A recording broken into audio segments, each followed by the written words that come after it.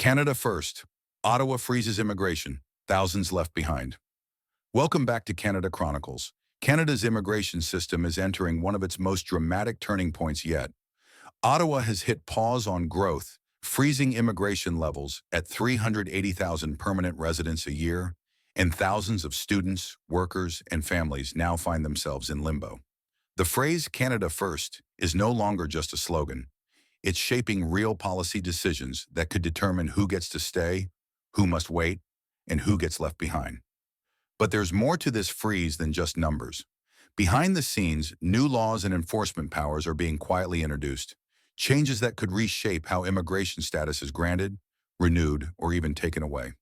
So stay tuned until the end, because we'll uncover hidden backdoors. Will Canada cancel your status without warning? A development that could affect every applicant, student, and temporary worker in the country. If you care about your future in Canada or want to understand the truth behind these new immigration moves, make sure to subscribe and turn on notifications so you never miss critical updates. Let's get started. The problem: an immigration freeze in motion. For decades, Canada's immigration program has been the backbone of growth and innovation. But a major shift is now underway. The federal government announced plans to hold permanent resident admissions at about 380,000 per year from 2026 to 2028, a clear sign of a plateau rather than expansion. At the same time, the intake of temporary residents, including international students and foreign workers, is being sharply reduced. This policy change leaves thousands of hopeful newcomers in uncertainty. Applications are piling up, and what once seemed like reliable pathways to settlement now hang in the balance. Canada relies on immigration to offset its aging population and declining birth rate. It's been vital for sustaining the workforce, funding public services, and keeping industries moving. Yet the freeze marks a turning point, a government rethinking how many newcomers the country can absorb and at what cost. What the data shows. Under the new plan, Canada will maintain permanent resident admissions at 380,000 each year. Within that number, approximately 240,000 spots are allocated to economic programs, 84,000 to family reunification, and around 56,000 to humanitarian and refugee categories. On the temporary side, the reductions are dramatic. For 2026, the combined total of temporary residents, including both workers and students, is set at 385,000, dropping further to 370,000 in 2027 and 2028. Student permits will be limited to 155,000 in 2026 and 150,000 thereafter, while work permits will fall to 230,000 and then 220,000. Just a few years ago, Canada was issuing more than 750,000 temporary study and work permits annually. The contrast shows a deliberate effort to pull back and stabilize population growth after years of record-setting increases. Why the freeze? Economic, social, and political pressures. Housing and public services strain. Rapid population growth has intensified pressure on housing, healthcare, and education systems. Cities like Toronto and Vancouver are facing record-high rents and limited availability. Analysts say the surge in temporary residents, particularly students, has compounded the crisis, prompting Ottawa to slow intake to ease the strain. Public sentiment and political reality. Immigration has become one of the most divisive issues in Canadian politics. Many citizens are expressing frustration over crowded infrastructure, job competition, and rising living costs. The Canada First mindset is taking hold, with political leaders framing immigration as something that must be balanced with the needs of citizens. Even provincial leaders are joining the call for reform. British Columbia's Premier has urged the federal government to overhaul the temporary foreign worker program, arguing that it affects youth employment in social services. Labor and skill alignment. While Ottawa is cutting numbers overall, it's refocusing on quality. The government says future admissions will align more closely with labor market demands, prioritizing healthcare professionals, skilled trades, francophone immigrants outside Quebec, and workers willing to settle in rural regions. Security and enforcement tightening.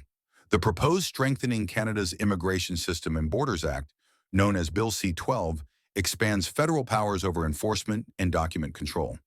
It allows officials to cancel or suspend applications and fast-track removals in cases of fraud or non-compliance.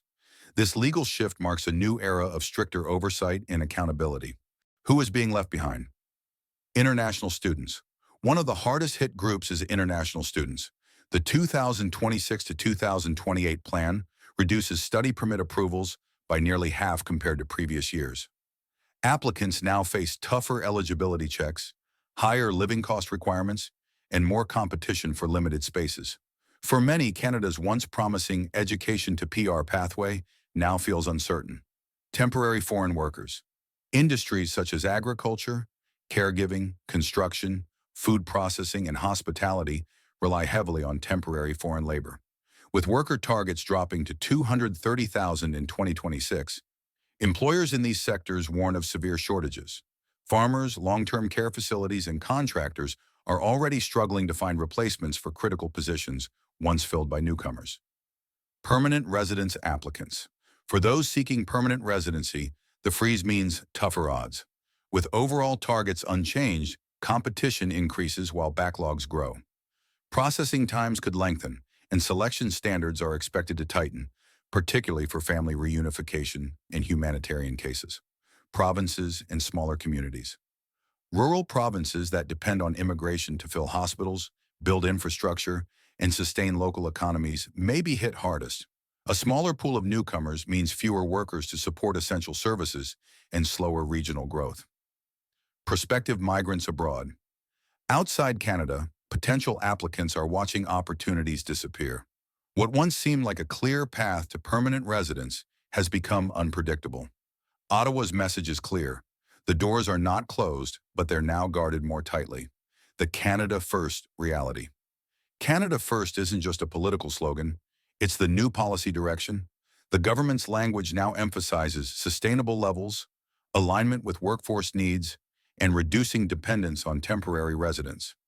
These words represent a dramatic shift from the open-door immigration philosophy of the past decade. While supporters call this a necessary correction, critics argue it risks harming Canada's long-term economic competitiveness.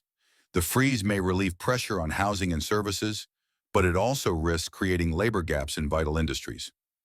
In short, it's a balancing act between short-term relief and long-term growth. On the ground, frustration and uncertainty. Across the country, the freeze is already being felt. Students say universities are reducing international admissions. Employers report difficulty finding qualified workers. Immigration consultants warn that clients face unprecedented backlogs and rejection rates. Temporary residents already in Canada feel trapped between policy changes and expiring permits. Many fear losing legal status before new pathways open. Critics describe it as a two-tier system where only those with elite qualifications or strong connections can advance, leaving ordinary applicants behind. This new reality is testing Canada's reputation as a welcoming nation. For countless families and skilled professionals, hope is being replaced by anxiety. The silver lining, opportunities within the adjustment. Despite the cutbacks, there are areas of opportunity.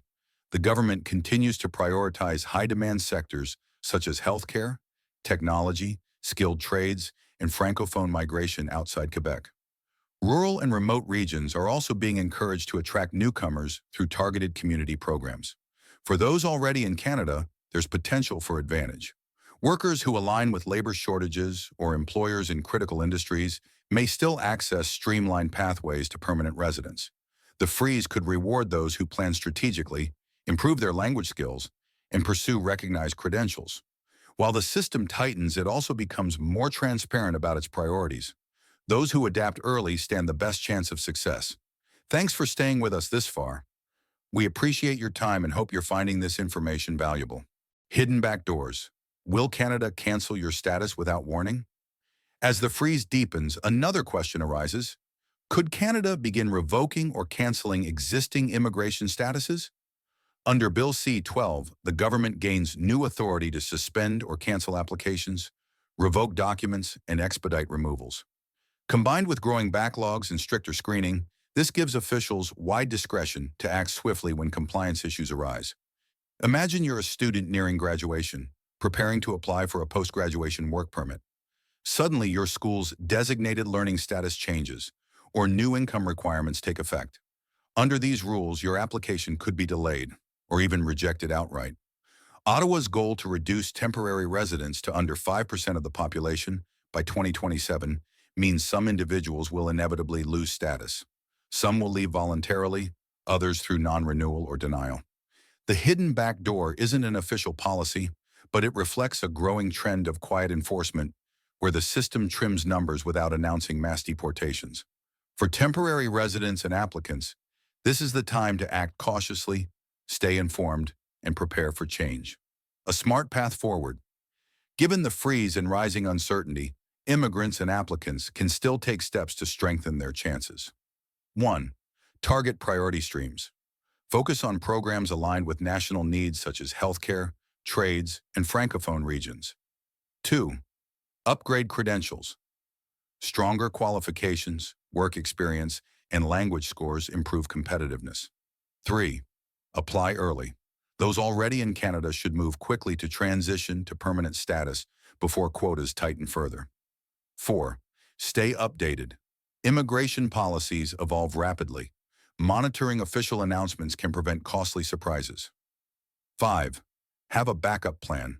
Consider multiple routes, including regional programs or other destinations, to avoid being locked out by sudden rule changes. 6. Ensure compliance. Provide accurate documentation and avoid shortcuts. Government audits and enforcement are increasing. 7. Integrate early. Engage with settlement services, local employers, and community programs to strengthen ties and visibility. Those who prepare now will be best positioned when the system inevitably recalibrates again. And that wraps up today's report. Canada's immigration freeze is more than just a pause. It's a total reset of priorities. The impact will echo through education, labor, and family reunification for years to come. The challenge ahead lies in balancing fairness for citizens with opportunity for newcomers who continue to power the country's economy and culture.